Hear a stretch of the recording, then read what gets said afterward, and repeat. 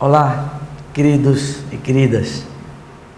Estamos mais uma vez juntos para continuarmos a nossa matéria Teologia Bíblica dos Escritos Paulinos. Agora na aula 4. Como todos sabem, essa matéria é baseada no Teologia Paulina de Dr. Augusto Nicodemo Lopes e a Teologia do Apóstolo Paulo de Herman Ridebos. E vamos falar hoje das estruturas fundamentais e a plenitude dos tempos, ok? Por estruturas fundamentais, queremos nos referir ao que era básico, dominante e controlador na pregação do apóstolo, seu ponto de partida que determina tudo o mais que ele escreveu e pregou. O alvo é entender o pensamento mais fundamental e básico de Paulo, que influenciou sua obra inteira. Entendendo que o conceito escatológico de história da salvação, na realidade, Paulo baseia tudo neste conceito escatológico de história da salvação. A base desse estudo, como já falei, é principalmente de Herman Ridebos. Ridebos nasceu em 1900, foi um estudioso reformado holandês que por muitos anos ocupou a cadeira de professor titular do Novo Testamento da Universidade Teológica de Camping. Seu livro sobre Paulo é considerado por muitos reformados como a obra mais importante na área. Sobre a plenitude dos tempos. Conforme vimos nas aulas anteriores, as investigações passadas sobre o centro de pregação de Paulo acabaram por ser reducionistas e perderam de vista a amplitude de sua mensagem. O motivo foi que se concentraram em um único aspecto da soteriologia de Paulo, quer a justificação pela fé, quer a vitória do Espírito sobre a carne.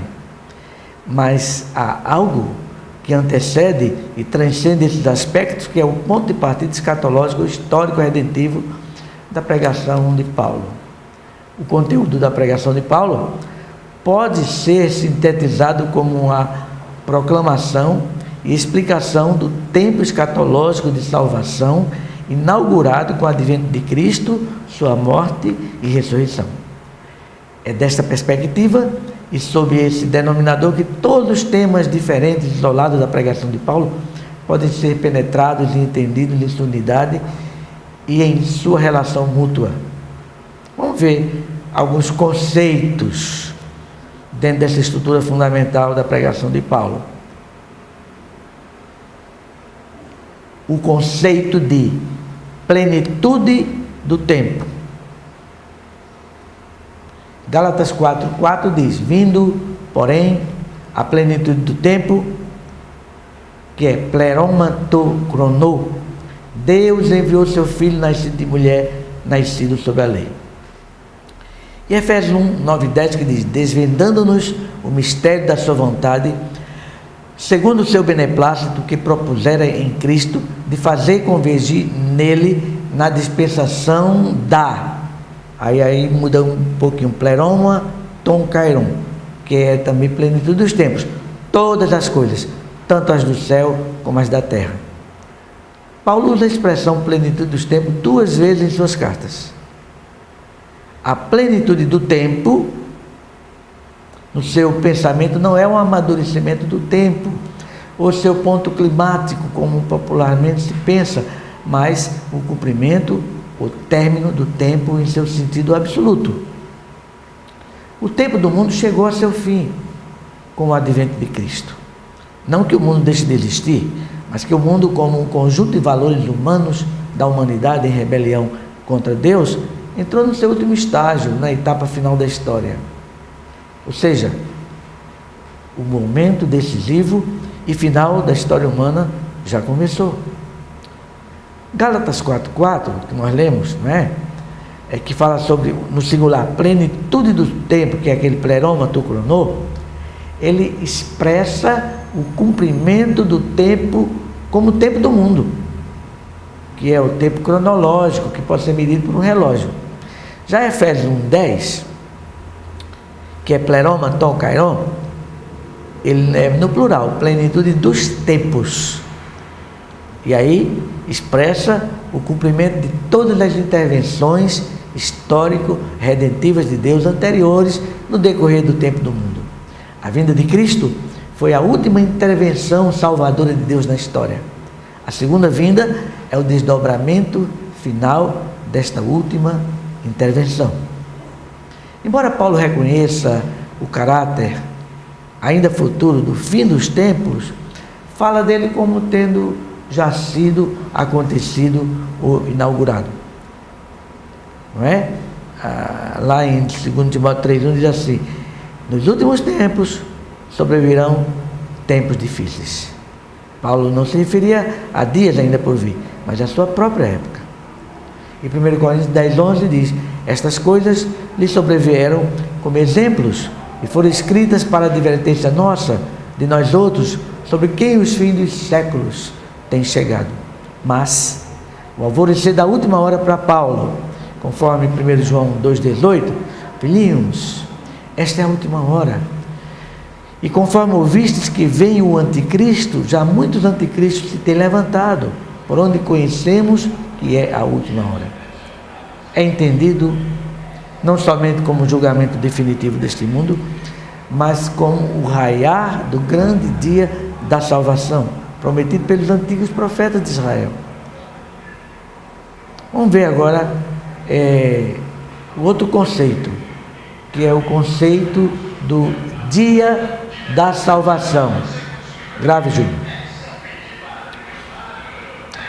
Porque ele diz: eu te ouvi no tempo da oportunidade e te socorri no dia da salvação. Eis agora o tempo sobremodo oportuno, eis agora o dia da salvação. 2 Coríntios 6:2. Por tempo sobremodo oportuno e dia da salvação, Paulo não se refere primariamente à oportunidade de conversão apresentada ao ouvinte, embora isso possa ser inferido, mas ao longamente esperado dia de Deus, a hora decisiva para a salvação da humanidade, o dia da salvação no seu sentido escatológico de consumação. Este dia da salvação refere-se aos eventos históricos da encarnação, morte, ressurreição, glorificação de Cristo e a vinda do Espírito, considerados por Paulo como os últimos e decisivos eventos dentro da série de intervenções salvíficas de Deus na história da humanidade, que constitui a história da salvação. Paulo, no versículo acima, ele diz: dia da salvação chegou agora. Este agora, chamado de agora escatológico, é usado pelo apóstolo para indicar a erupção na história do dia da salvação, no dia da plenitude do tempo. O agora é o futuro já iniciado no tempo presente, e que alguns estudiosos têm chamado de escatologia realizada. Vamos ver agora alguns textos que mostram essa palavra agora. Romanos 3:21. Mas agora, sem lei, se manifestou a justiça de Deus, testemunhada pela lei e pelos profetas. Romanos 8:1. Agora, pois, já nenhuma condenação há para os que estão em Cristo Jesus. Romanos 13:11. E digo isto a vós outros que conheceis o tempo, já é hora de vos despertardes do sono, porque a nossa salvação está agora mais perto do que quando no princípio cremos. E ainda Colossenses 1:26. O mistério que estiver oculto dos séculos e das gerações, agora, todavia, se manifestou nos seus santos. Outra, Júnior. Nova criação. 2 Coríntios 5:17 diz: e assim, se alguém está em Cristo, é nova criatura. As coisas antigas já passaram, eis que se fizeram novas. Essa expressão nova criatura, ela é traduzida do grego kaintisis, que pode ser traduzido também como nova criação. Com esse termo, Paulo se refere ao aspecto individual ou melhor, não se refere ao aspecto individual, esse nome nova criatura, mas a recriação do mundo que Deus fez amanhecer em Cristo e a qual todos os que pertencem a Cristo estão incluídos. As coisas velhas e o novo devem ser entendidos de forma escatológica. Paulo faz um contraste entre dois mundos e não entre dois estágios do tempo de vida do cristão individualmente. O velho refere-se ao mundo não redimido em seu pecado e aflição, e o novo ao tempo da salvação que raiou na ressurreição de Cristo. Então, se você está em Cristo, você faz parte da nova criação. Vamos ver alguns outros textos que falam da nova humanidade recriada por Deus conforme a sua imagem em Jesus Cristo. Por exemplo, Efésios 2:10: pois somos feitura dele, criados em Cristo Jesus para boas obras, as quais Deus de antemão preparou para que andássemos nelas. Efésios 4:24 diz: e vos revistais do novo homem, criado segundo Deus, em justiça e retidão, procedentes da verdade. Muito embora estas passagens tenham implicações individuais e possam ser usadas em referência ao antes e depois da conversão, seu ponto central é a recriação em Cristo da humanidade caída pela fé. É um contraste do velho novo, é escatológico, entre dois tempos da história, separados entre si pela vinda de Cristo ao mundo.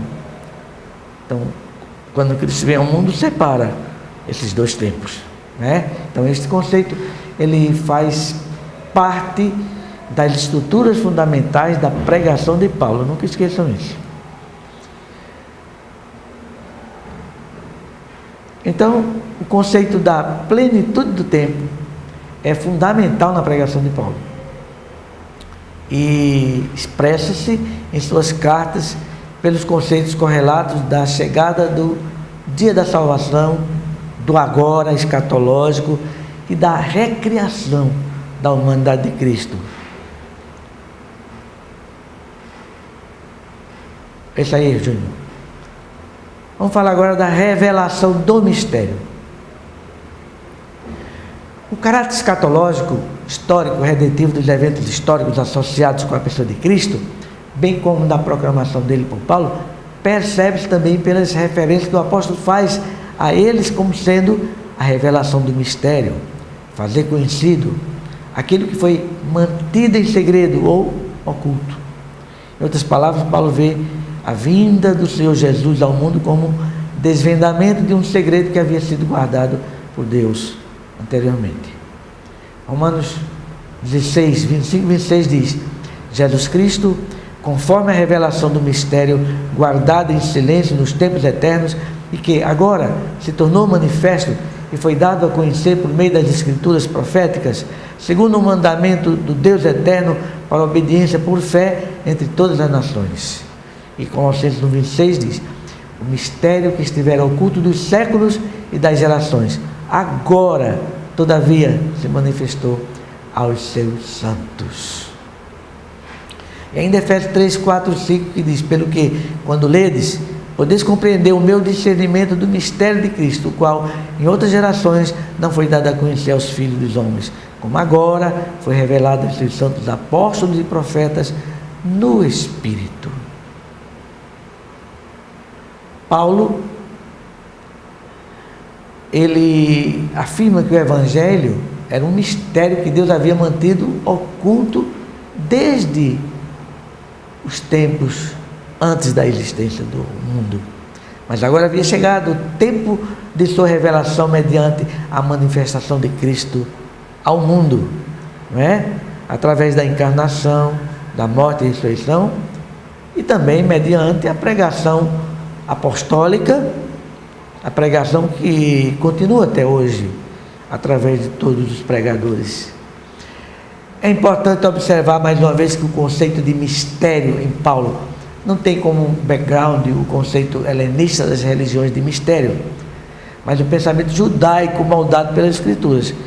Vocês entendem que no passado alguns imaginavam que o cristianismo de Paulo não era um cristianismo bíblico, mas era um cristianismo helenista, criado dentro das religiões. Mas isso não é verdade. Tudo que Paulo escreve, ele traz de dentro do próprio pensamento judaico. Claro, um pensamento moldado pela Bíblia Sagrada.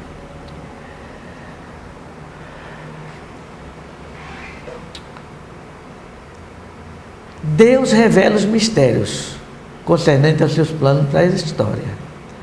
Os estudiosos têm destacado que Paulo percebe o seu ministério em termos de padrão, mistério, revelação. É como, por exemplo, Daniel 2,19. Então, foi revelado o mistério a Daniel numa visão de noite. Daniel bendisse o Deus do céu. E Daniel 2,27. Respondeu Daniel na presença do rei e disse: o mistério que o rei exige, nem encantador, nem mago, nem astrólogo pode revelar ao rei. E ainda um outro texto, Daniel 2,47. Disse o rei a Daniel: certamente o vosso Deus é o Deus dos deuses, e o Senhor dos reis, e o revelador de mistérios, pois pudeste revelar este mistério. Então, a revelação do mistério de Cristo, portanto, é o próprio aparecimento na história desse conselho divino, mantido em segredo por Deus. Esse é o tema da pregação de Paulo e o ministério que ele recebeu, o mistério de Cristo e a revelação do mesmo aos seus santos. O mistério de Cristo, guardado no secreto conselho do Senhor, foi revelado agora. Aqueles eram dias de cumprimento, o fim da longa espera, a última intervenção de Deus na história, conforme seus desígnios e promessas. Agora vamos ver Paulo, Jesus, na igreja primitiva. Esse caráter geral da pregação de Paulo está em perfeita harmonia com a pregação de Jesus sobre a vinda do Reino de Deus. O apóstolo não inventou esse conceito escatológico. Ele tem o seu movimento na própria pregação do seu Jesus. Ele anunciou a chegada da plenitude dos tempos. Lá em Marcos 1,15 ele diz: o tempo está cumprido, o reino de Deus está próximo, arrependei-vos e crede no Evangelho. Embora formalmente a pregação de Paulo e a de Jesus são distintas, a de Paulo ocorre num estágio mais avançado do que a de Jesus. Em sua encarnação, o conceito da vinda do reino é o princípio dinâmico maior da pregação de Paulo, muito embora ele não empregue o termo reino dos céus. Existe, portanto, uma unidade básica do querigma de Jesus e Paulo. Portanto, percebemos que o conceito fundamental de que a plenitude dos tempos havia chegado subjaz não somente à pregação de Paulo, mas tendo origem na pregação de Jesus Cristo. E isso permeia todo o ensino do Novo Testamento. Concluindo, muito embora a pregação de Paulo seja rica e variada, espalhada pelas 13 cartas que escreveu, percebe-se que há uma subestrutura fundamental que subjaz seus ensinos, que é o conceito da história da salvação. Paulo pensa escatologicamente, isto é, entendendo a obra de Cristo como sendo o cumprimento das promessas antigas feitas por Deus através dos profetas de Israel. Desta forma, podemos perceber que a maneira mais adequada para lermos as cartas de Paulo é partindo dessas premissas que nós falamos. Amém? Que Deus nos abençoe e até a próxima aula.